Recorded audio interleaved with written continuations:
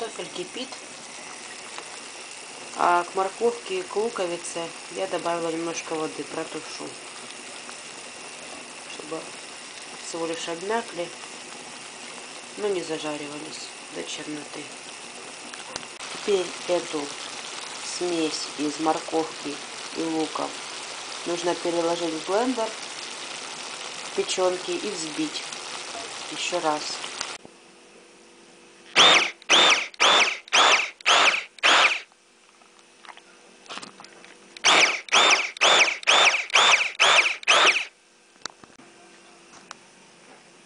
Теперь к этой смеси добавлю 2 яйца и опять взобью. Добавлю столовую ложку крахмала и 2 столовые ложки сливок. Нужно посолить, добавить специи по вкусу и еще раз взбить. Пюре растолку, добавлю в него 1 яичко, немножко молочка уже добавила и масло сливочное. Смазываем маслом форму для запекания.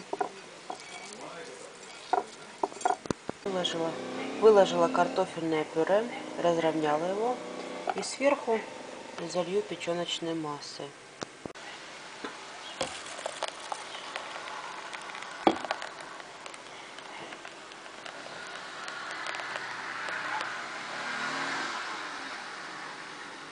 И поставлю теперь в духовку на 1 час запекаться при температуре 180 градусов.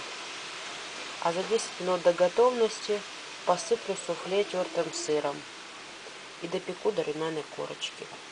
И сверху еще нужно накрыть фольгой. Все, и поставить в духовку.